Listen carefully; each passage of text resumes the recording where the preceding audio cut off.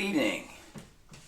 This is the king of all mediums, and welcome to podcast number 46. In this podcast, the king of all mediums will give you a short lesson on gender studies. Very short lesson, and we'll go over four finds. The biggest one will talk about the famous Love album, Forever Changes. So, first we'll talk about gender studies. Now, when I was going to college, there was no such thing as gender studies, okay? So, today a lot of kids are majoring or minoring in gender studies. So, if you're thinking of doing this and you're watching this podcast, I'm going to save you a lot of time and money. And I'm going to give you a very, very short lesson on gender studies. And here's the lesson. There are two genders, male and female. And that's it. And that's the lesson. And that's gender studies, okay? So that's it. That's a short lesson on gender studies. So you don't need to go to college. You don't need to, even though leftists back then didn't have any gender studies, So it's all a bunch of made up shit and made up leftist shit. So there's no need to do that. Okay, so let's go to our four finds. Okay, so the first thing, again, I got from this Video Beat company. I'm so anxious to watch this. Don't know what it is. It's called the Sgt. Pepper's Musical Revolution. And it's a UK documentary, Sgt. Pepper's Musical Revolution. It's a look back at the creation and the ongoing influence of the 1967 Beatles album, Sgt. Pepper's Lonely Hearts Club Band, highlights include rare photos and video footage. You also get to hear alternate takes and individual tracks as each song is dissected and analyzed. Okay, so that sounds pretty good.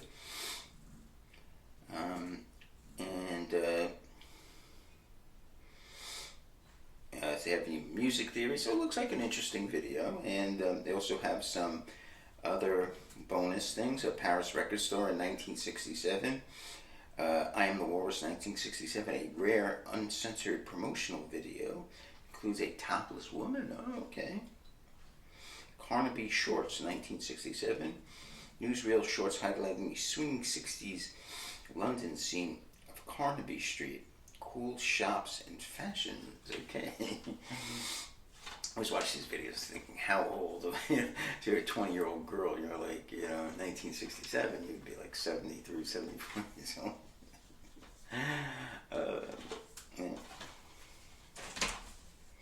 Okay, so let's take a look at the other font today. This is going to be a very short one. Yeah, it'll be very nice. King keeping it short today. Okay, so, listening to the Buffalo Springfield albums, three primary songwriters were Neil Young, Stephen Stills, and this guy named Rich Ferrari. And I became interested because he, along with Jim Messina, who's their producer and later became their bassist, went on to start a group called Pogo. And they are kind of a Western country Western influences into their rock and roll. So I always want to kind of hear them, figure out what they did. And so I wasn't going to go and buy every single album, so I figured this was a good package, the very best of Pogo. So it's a 2-record package, and you figure it has most of their good songs. Shows all their 6-7 albums, I guess. So Messina, Fury, and they got this guy. Messina later left, I think. Timothy Schmidt. The drummer was George Grantham. Paul Cotton. There's another guitarist, and Rusty Young. They had this special pedal steel. It's like a country type guitar. I don't know. They play it like a keyboard or something. And so I don't know anything about this band really, Pogo, other than that Rich Ferrari, one of the artists, who wrote a few good songs. This Malina, noticed by Pete Fornatell of WNEW-FM fame. So I listened to the first side. It kind of reminded me of CSN with the harmonies, Buffalo Springfield, although not as good. Again, I have to listen. I only listened to side 1, so I'd have side 2, 3, and 4 I'll listen to. The last song was pretty good on side 1, A Good Feeling to Know. And again, sometimes you have to listen to, a record twice. That's my theory. Always got to give a group two listens to of any of the album before you could really, really judge it. You can't listen to one and say, oh, they suck, So maybe Metallica, as I said, I listened to their masterpiece, Masters of Puppet, I listened to only once, and I said they sucked. I do have to give them another listen to. Okay, now, this also came. I originally got this on 8-track tape, but of course it went bad. I opened it up trying to fix it, and of course the tape all got tangled. I said, fuck it, I threw it out. This is, of course, Led Zeppelin, sometimes called 4, the Runes album, Untitled. And that's some kind of hobo, I don't know. And they have something on the back, and you open it up. One of the annoying things about Robert Plant, this mysticism crap, I get really annoyed. So I listened to the whole album again. I didn't think it was that great, getting Stairway to Heaven, it's kind of run at this point, and, all of the mystical shit, and then I got symbols, and it's a little annoying. It's funny, I never really thought they were that great with Zeppelin, It's kind of like one group had to pick one group. I said, oh, they're really great. I don't know, I just don't feel them sometimes. I don't know what it is. I never listen to Led Zeppelin and say, wow. There's a few songs I like, but side one, of course, Black Dog, that's a great song in rock and roll. There's two, probably to me, my favorite songs in the album. That Battle of Evermore, it's interesting. They got a female vocalist from Fairport Convention, and Robert Plant teamed up with her. And of course, ending side one is, and she's buying a Stairway to Heaven, reportedly written about Janis Joplin, November of '71. This was completed. I just didn't feel this album. I always knew. I never was a big. I knew all the songs pretty much. Misty Mountain Hop, good song. Four Sticks, good song. Going to California, I like that song. And When the Levy Breaks, they took this old blues song to give credit, I think, to Memphis Minnie, who really wrote the song, again. I don't really, I never really, sometimes Led Zeppelin, I don't know what it is, maybe just take them for granted? I don't know, it's a weird thing with them. Of course they're talented and they're great and everything, but I don't know why everyone is so obsessed with them. I know they're great and everything, but there's a lot of groups I like better. Like I liked Steely Dan so much, but I think they're so much cleverer. The thing with them, they have this mystical shit. I don't know. I think the House of the Holy and what's the other album I think are better. I got to get Physical Graffiti and Into the Outdoor too, but I don't know. I just really, I had a cloudy, rainy day today, and I don't know what it is. I just listened to it. I just wasn't that happy. It just doesn't like CCR. I like a lot better. They just that rock group, and that's what I want to hear. Rock. I want to hear this bullshit. Okay, so today's featured CD is Love. It's their third album. The first two were okay. This one, they changed the philosophy. Arthur Lee was really the genius behind Love. I called him the Brian Wilson of Love, right? And as the Brian Wilson of Love, he changed, it's a constant line. I think they changed the drummer. I think he overdosed. And so what happened was, made a little change of plan. Bruce Botnick was the producer. I think he also produced The Doors, and they were from the LA area. And so they said, hey, we're going to do a little more different album, we're going to get orchestration. And by the way, this album had a lot of the Wrecking Crew. They had Carol Kay and Hal Blaine. And so, the guys playing with them weren't that great, except maybe for Brian McLean. He had a little talent. Yeah, so some of the songs they were probably, I mean, they only said a few, but I think a lot of the tracks were probably redone, with the Wrecking Crew. Another guy that the guy bass probably covered the bases. It wasn't too good. Let's go with the tracks. Alone Again Or was one of the tracks that features a great song. House is Not a Motel. A lot of the songs have odd names. Good. So every song's pretty is good. Let's mention the great songs. And More Again. That's a very nice song. That's not Arthur Lee singing. It's also written by Brian McLean. The Daily Planet. That's a good song. All the songs are really good. They're kind of odd. And, they have really good high points. Old Man's a great song. The Red Telephone, another good song.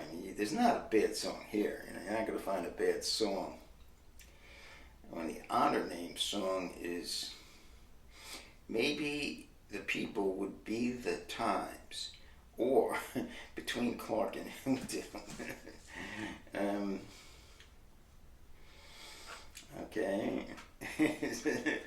Live and Let Live. Now, that's good. Number 9, I remember, because it begins to snot has come out of my nose. It's turned to crystal. Okay. Remember that one. I mean, all the songs I've heard of, I know. It's hard sometimes, but that one I know is the Good Humor Man has the good humor man. He sees everything like this. Okay. Bummer in the Summer. Okay. Good. The masterpiece of the album there, Stairway to Heaven of sorts, is You Set the Scene. Where are you walking? I see you walking. I've seen you there before. Now, let me tell you how I came across Love. Because first of all, they're kind of one of these groups that, unless you're in the LA scene, probably, you're out in that scene. They were popular actually in England, Great Britain. So how did you come across? So first of all, I heard You Set the Scene. I used to listen to this psychedelic radio, and they played You Set the Scene. I said, that's a great song. Who did that?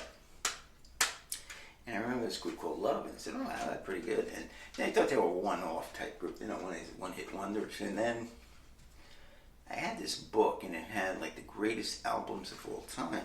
And this was shown in it for changes. I said, wow. So I bought the album, and I listened to it. I said, wow, this is a special album. And then, my friends had, typical taste, Led Zeppelin type thing. And so I played it for them, and they were awestruck. They were like, wow, where'd you find this baby from, So, so this is about 1987. So I lost all my possessions, and so I finally got this back, and so after the album, Arthur Lee, Brian McLean, the only member. First of all, see, Brian Wilson, Arthur Lee was like a Brian Wilson type. Basically, these guys weren't good enough for him. So Brian McLean, the only guy with semi-talent, took off. He left the band. I don't know the situation, but the rest of the guys really weren't up to snuff. So he fired everyone. He recruited a whole new band, but it just wasn't the same after this. He released a few more albums. One thing, there's a track he recorded with Jimi Hendrix called The Everlasting First. I think I had that album. Nothing special. I don't think he did much special. They made a comeback, I think, in 2010. He also influenced a lot of these new wave groups. A lot of other groups recorded some of his songs. If you want to get Love, obviously, this is the album to get. Also, it's a good greatest hits package. I remember some of the memorable songs. One song called "Sign DC" about his drummer who overdoses. Another good one is called the Red Book, the Little Red Book. That's actually a David, a Bacharach David song. Burt Bacharach, Hal David. And but if you get the greatest hits in this, you pretty much got all the love you need. Only love can break your heart. So he made a comeback. We performed it, and a lot of people were influenced. And they came back, and and I think he died about 2012, and never lived up to his potential. Because a lot of people, once he left, he never did anything else except this. It's a sad thing because he's a real Arthur Lee's a really talented guy. It's very sad. Another thing, they were one of the first integrated bands. Probably after Booker T and the MGs. That's another interesting fact. Never really commercially successful. They had popular in England. They probably made a little money. Enough that. Not a bad drug problem, mental. One guy went mental. It's just, but again, the guys weren't up to snuff, and they're playing their instruments. They had cover bands. That happened a lot too. Brian Wilson did the same thing. The Beach Boys and Pet Sounds. You just know these guys could not hack it. So they got all these session men for Pet Sounds. It's sad that he released a few more albums. In the 70s, disappeared, and it's the saga of Arthur Lee, a great talent, but somehow maybe it was drugs. I don't know. Just never, he never became what he could have become. So it's a sad story, and it's a very quirky. But it's a great album. That's funny. So I put up 3 songs. I don't know if people did know them, but the views are kind of low. Only one like from one guy on 3 of the songs. And I expected more of a reaction from this. I didn't tell anybody, and I didn't, that Love was going to be going up tonight. And I expected a lot more people to know about Love. Anyone classic rock, Love, oh, wow. Thought like I thought there would be it's not a lot of people love Love, So, okay, so very short podcast. Probably should keep them like that, 16 minutes, and coming in a little under 17 minutes. So again, I'd like to thank you. Let me just tell you a little bit about the rest of the week. So tomorrow will be singles. We'll have another vinyl, which will be a compilation album. I only have one compilation vinyl. The rest of them are on CD, so I'll get that in. Friday will be a cassette. I haven't thought of it. It's a big weekend this weekend. We're going to have 2 big groups, one on Saturday and one on Sunday. So we will see you tomorrow. Actually, Thursday, next podcast. Take care.